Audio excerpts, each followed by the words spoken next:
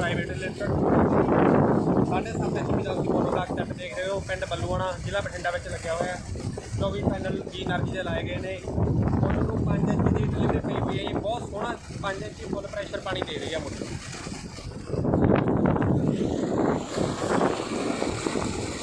Drive INVT दी लाई गई है जी।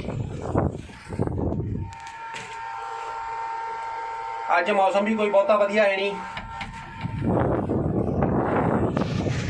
जी energy के पैनल लाए गए ने जी।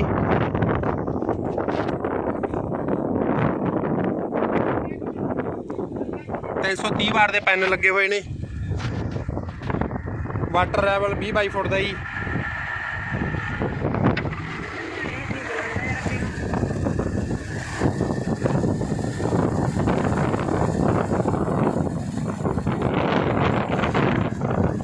एक बार तो फिर सारे किसान वीरों को सत श्री अकाल जी। देश सोलर बठिंडा वालों